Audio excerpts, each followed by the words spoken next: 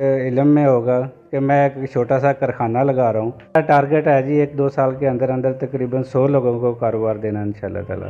तो अपने गांव में तो वो एक मंशियात का इधर बहुत ज़्यादा कारोबार चल रहा था। हमारे छोटे छोटे जो बच्चे नशे पे लगे हुए थे, तो मेरा जो दिल बहुत दुखता था इसको देख के ना।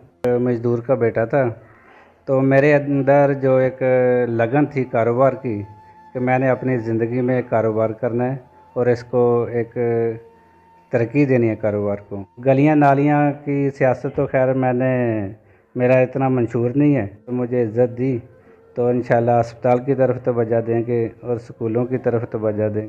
हर खुशी और गमी में मैं हर हाल में पहुंचता हूँ। अस्सलामुअलैकुम, मैं हूं हाफिज़ अतीकुर रहमान। बिज़नेस विद दती में एक नई वीडियो के साथ और एक नई शख्सियत के साथ। आज की शख्सियत जो है वो हमारे साथ अब्दुल गफ़ार अंसारी साहब हैं। किसी तारुफ़ का मोहताज नहीं है। अगर यंग जनरेशन में देखा जाए तो सबसे ज़्यादा फ़ाल और सबसे ज़्यादा जो पॉपुलर शख्सियत हैं हमारे पास वो अब्दुल गफ़ार भाई हैं। सियासत की बात हो, कारोबार की बात हो, फ़लाही काम हो, किसी भी हवाले से जब भी हम बात करेंगे तो सबसे पहले नाम जो है यंग नस्ल में अब्दुल गफ़ार भाई का आएगा। तो आज हमने इनके साथ एक सेशन रखा है। इनके तमाम जो पहलू हैं ज़िंदगी के, कारोबार से लेकर सियासत की तरफ, रफ़ाई काम जो हैं उनके हवाले से सारी चीज़ें जानेंगे स्टेप बाय स्टेप। तो वीडियो में साथ रहिएगा जी। अस्सलाम वालेकुम जी वालेकुम सलाम साहब। गफ़ार भाई, क्या हाल चाल है? ठीक ठाक है? शुक्र है अल्हम्दुलिल्लाह ठीक ठाक। अच्छा, हमारा जो एक मुलाकात का सिलसिला है, इसमें सबसे पहले हम जो आपसे जानेंगे वो आपकी जो कारोबारी मसरूफियात हैं, कारोबारी कामयाबियाँ हैं, उसके हवाले से जानेंगे, क्योंकि बहुत सारे लोग इस हवाले से नहीं जानते। सियासत के हवाले से तो आप एक पॉपुलर शख्सियत बन चुके हैं, लेकिन कारोबारी जो आपकी कामयाबियाँ हैं उस हवाले से हम थोड़ा सा जानना चाहेंगे। जी आप साहब, बहुत शुक्रिया आपका। जी आप साहब का जो कारोबार का मैं आपको बताऊं कि मैं एक मज़दूर का बेटा था, तो मेरे अंदर जो एक लगन थी कारोबार की कि मैंने अपनी ज़िंदगी में कारोबार करना है और इसको एक तरक्की देनी है कारोबार को। तो मैंने एक कारोबार शुरू किया ऑटो पार्ट्स का, तो उसमें मैं हमेशा जिद्दोजहद करता रहा हूँ, तो अल्लाह ताला ने बहुत कामयाबी दी मुझे। तो अभी उसके बाद मैं सियासत में आया हूँ। जब अल्लाह ताला ने कामयाबियाँ दी मुझे कारोबार में, तो मैं अपने देखता हूँ जो अपने गांव में तो वो एक मंशियात का इधर बहुत ज़्यादा कारोबार चल रहा था। हमारे छोटे छोटे जो बच्चे नशे पे लगे हुए थे, तो मेरा जो दिल बहुत दुखता था इसको देख के ना।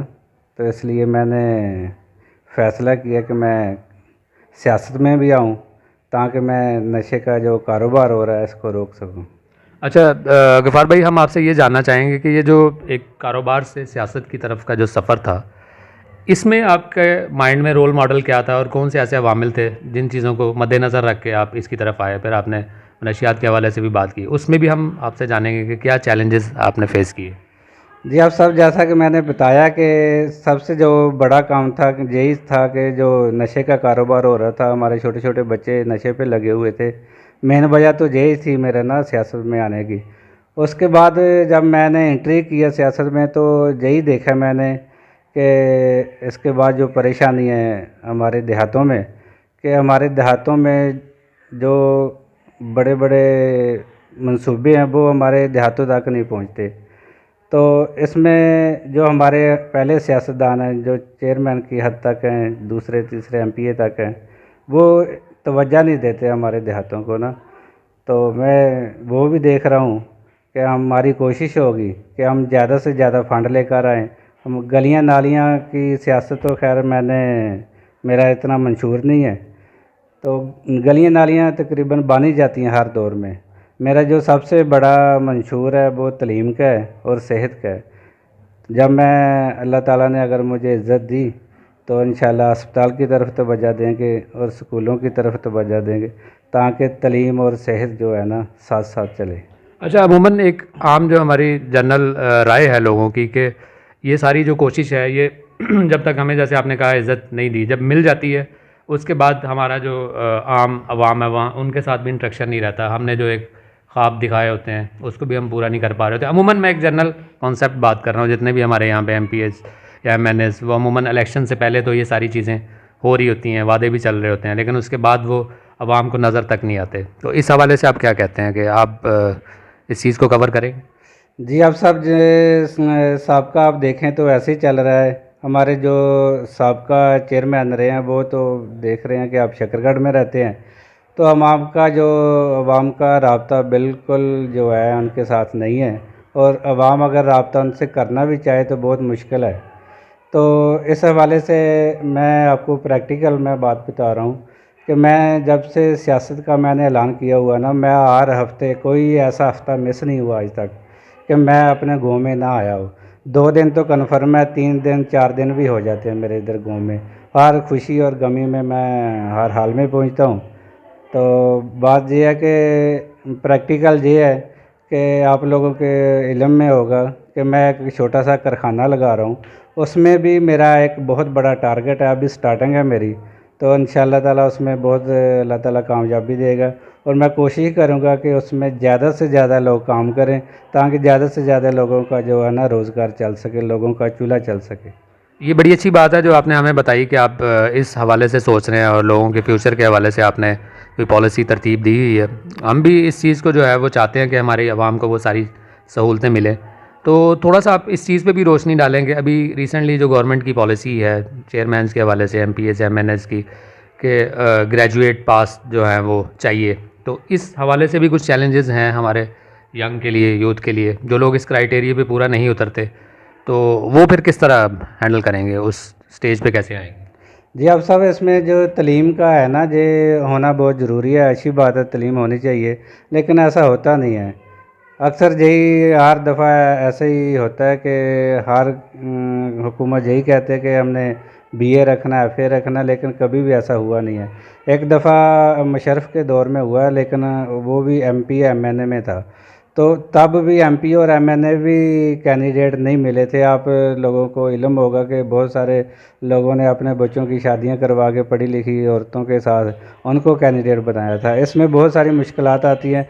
लेकिन मैं अगर समझता हूँ कि चूँकि अब लोगों को अवेयरनेस आ चुकी है, थोड़ा सा एक हम पढ़ा लिखा पाकिस्तान की बात करते हैं, पढ़े लिखे पंजाब की बात करते हैं, तो उसमें अगर गवर्नमेंट की ये शिक होती भी है कि पढ़े लिखे जो उम्मीदवार हैं वो सामने आएँ, तो इसमें कोई इतनी दुश्वारी होनी नहीं चाहिए मेरा ख्याल है, क्योंकि आप एक गवर्नमेंट का एजेंडा लेके चल रहे हैं, लोगों की एक पासबानी कर रहे हैं, एक रिप्रेजेंटेटिव है।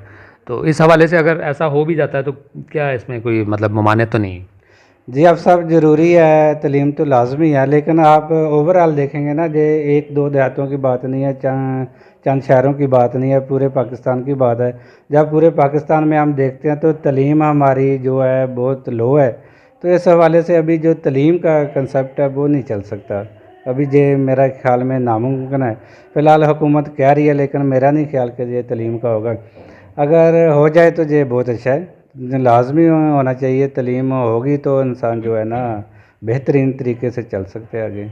अच्छा, मैं आपसे ये जानना चाहूँगा कि जैसे गांव लेवल पे कुछ ऐसा, जैसे आप कह रहे हैं कि कोई कारखाना या इस तरह का, गांव लेवल पे कुछ ऐसा हो सकता है, कोई ऐसा मंसूबा कि यहाँ के जो रहने वाले लोग हैं या बेरोज़गार लोग हैं, जो उम्र रसीद हैं, जो बाहर नहीं भी जा सकते, उनके लिए कुछ ऐसा हो जाए कि वो यहाँ पे रहते हुए कुछ कर लें, उनके लिए कोई रोज़गार का सिलसिला? क्योंकि मेरा टारगेट है जी 1-2 साल के अंदर अंदर तकरीबन 100 लोगों को कारोबार देना इंशाल्लाह ताला। चलें, ये तो बहुत अच्छी बात है। तो यूथ के लिए कोई ख़ास पैगाम आपका, यंग जो हमारी जनरेशन है उसके लिए? पैगाम ये है कि एक तो हमेशा जो है ना कामयाबी के लिए जिद्दोजहद ज़रूरी है, तो एक ईमानदारी ज़रूरी है। ईमानदार और जिद्दोजहद, ये 2 चीज़ें आपके अंदर है तो आप कामयाब रहेंगे इंशाल्लाह ताला। जी, आज की हमारी वीडियो, इसमें अब्दुल गफ़ार भाई ने कीमती टाइम दिया और इनकी बहुत अच्छी बातें थी। मतलब इनका जो फ्यूचर प्लान है, हमारी दुआ भी है इनके लिए, और हमारे लिए बहुत अच्छा होगा कि अगर इस तरह के जो हमारे यंग लीडर्स हैं, हमारी रहनुमाई करने वाले, जो हमारे लिए बेहतर सोचने वाले, वो सामने आए और बेहतरी हो इंशाल्लाह। इनके लिए हमारी बेस्ट विशेज़ है। तो मज़ीद इस तरह की डिस्कशंस और इस तरह की वीडियोज़ के लिए जो है वो चैनल पे जाएँ और सब्सक्राइब करें। बहुत शुक्रिया।